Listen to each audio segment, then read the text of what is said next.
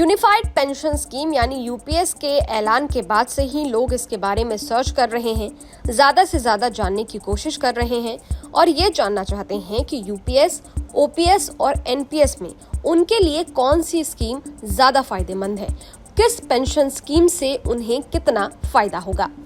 तो चलिए इस वीडियो में जानते हैं। मोदी सरकार ने पेंशन स्कीम को लेकर बड़ा फैसला किया। ओल्ड पेंशन स्कीम और न्यू पेंशन स्कीम की जगह यूनिफाइड पेंशन स्कीम पर मुहर लगा दी गई। सरकार ने कहा कि जो कर्मचारी कम से कम 25 साल तक नौकरी करेगा उसे यूपीएस स्कीम का लाभ मिलेगा। यूपीएस स्कीम से 23 लाख केंद्रीय कर्मचारियों को फायदा होगा। ये स्कीम 1 अप्रैल 2025 से लागू की जाएगी। सरकार ने यूनिफाइड पेंशन स्कीम की 5 बड़ी खूबियां भी गिनवाई है, जैसे आखिरी साल की औसत सैलरी की 50% एश्योर्ड पेंशन मिलेगी। कर्मचारी को उनके रिटायरमेंट से पहले के आखिरी 12 महीने की बेसिक पे के औसत का 50% बतौर पेंशन दिया जाएगा। यानी अगर किसी कर्मचारी को उसकी नौकरी के आखिरी साल में 50,000 रुपए बेसिक पे मिलता था तो उसे रिटायरमेंट के बाद हर महीने 25,000 रुपए पेंशन मिलेगी। 25 साल से कम नौकरी पर उसी अनुपात में पेंशन मिलेगी। औसत बेसिक पे की 50% पेंशन उन्हें मिलेगी जिन्हें नौकरी करते हुए 25 या उससे ज्यादा साल हो गए हैं। 25 साल से कम और 10 साल से ज्यादा सर्विस होने पर उसी अनुपात में कम पेंशन मिलेगी। 10 साल या ज्यादा नौकरी वालों को मिनिमम 10,000 रुपए पेंशन मिलेगी। अगर किसी कर्मचारी ने 10 साल से ज्यादा और 25 साल से कम नौकरी की है तो उसकी बेसिक पे भले ही कितनी कम हो, उसे पेंशन में कम से कम 10,000 रुपए जरूर मिलेंगे। मान लीजिए किसी कर्मचारी ने 12 साल की सर्विस के बाद किसी भी वजह से रिटायरमेंट ले लिया हो और उसकी बेसिक पे भी 20,000 रुपए से कम है, तो भी उसे हर महीने 10,000 रुपए पेंशन मिलेगी। इसमें इन्फ्लेशन यानी महंगाई भी जोड़ी जाएगी। अश्विनी वैष्णव के अनुसार महंगाई जोड़े जाने पर आज के अनुसार ये पेंशन करीब 15,000 रुपए बैठेगी। फैमिली को पेंशन की 60% तय रकम और डीएनएस रिलीफ मिलेगा। अगर किसी कर्मचारी की मौत हो जाती है तो उसके परिवार को पेंशन, अगर कर्मचारी उस समय रिटायर हो गया होता है तो उसे जो पेंशन मिलती है का 60% मिलेगा।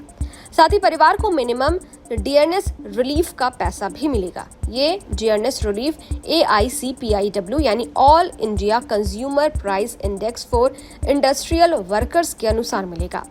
पेंशन के अलावा लमसम अमाउंट भी दिया जाएगा। सरकार हर कर्मचारी को उसकी हर 6 महीने की नौकरी पूरी करने पर इन महीनों की उसकी सैलरी और डीए का 10% पैसा रिटायरमेंट के बाद लमसम अमाउंट के तौर पर देगी।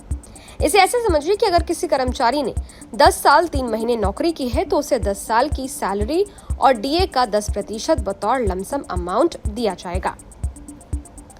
यूनिफाइड पेंशन स्कीम में ओपीएस और एनपीएस की कौन सी बातें शामिल की गई हैं, ये भी जान लेते हैं। एनपीएस के 3 नियम जो यूपीएस में शामिल किए गएंगे। एनपीएस के 3 नियम जो यूपीएस में शामिल रहेंगे वो है, एनपीएस के तहत अब तक पेंशन देने के लिए कर्मचारी अपनी सैलरी का 10% पैसा कटवाते थे। यूपीएस के तहत कर्मचारी अभी भी 10% हिस्सेदारी देते रहेंगे। हर 3 साल पर समीक्षा करके सरकार अपनी हिस्सेदारी में बदलाव भी कर सकती है, लेकिन कर्मचारियों को 10% की हिस्सेदारी में कोई बदलाव नहीं किया जाएगा। मेडिकल रीइंबर्समेंट और एरियर में कोई बदलाव नहीं किया गया है। ये दोनों फायदे एनपीएस के तहत भी उसी तरह दिए जाते रहेंगे जिस तरह ओपीएस में दिए जाते थे। ओपीएस के 2 नियम जो यूपीएस में रहेंगे। हर महीने तय पेंशन की मांग के चलते सरकार ने सैलरी की 50% रकम को बतौर पेंशन हर महीने देने की बात कही है। ये प्रावधान ओपीएस की ही तरह है। ग्रेचुटी और जनरल प्रोविडेंट फंड को लेकर यूपीएस में अलग से कोई घोषणा नहीं की गई। हालांकि ये कहा गया है कि हर 6 महीने की सर्विस पूरी होने पर कुल सैलरी और डीए का 10% जोड़कर आखिर में एक लमसम अमाउंट दिया जाएगा। ग्रेचुटी को भी लमसम अमाउंट ही कहा जाता है। मौजूदा एनपीएस में ऐसी क्या खामियां थी जिसका लंबे वक्त से विरोध हो रहा था? दरअसल दिसंबर 2003 तक लागू ओपीएस में सरकार अपने खजाने से कर्मचारियों को एक तय पेंशन का भुगतान करती थी, इसलिए इसे कर्मचारियों के लिए एक सुरक्षित पेंशन स्कीम माना जाता था। कर्मचारी इसे बुढ़ापे की लाठी कहते थे। वाजपेयी सरकार ने खर्च का बोझ कम करने के लिए 1 जनवरी 2004 से एनपीएस योजना लागू कर दी, लेकिन इसका भी बड़े पैमाने पर विरोध हुआ। एनपीएस का विरोध करने वाले कर्मचारियों का तर्क था कि एनपीएस के तहत पेंशन शेयर मार्केट पर निर्भर होती है। शेयर मार्केट में पेंशन पेंशन का एक हिस्सा निवेश करने पर फायदा नहीं हुआ तो पेंशन कम हो जाएगी। साथ ही एनपीएस के तहत कर्मचारियों को सैलरी से पैसा कटवाना पड़ रहा है, जबकि ओपीएस में बिना पैसे कटे एक मुश्त रकम पेंशन में मिल जाती है। उम्मीद है आपको ये वीडियो अच्छा लगा होगा।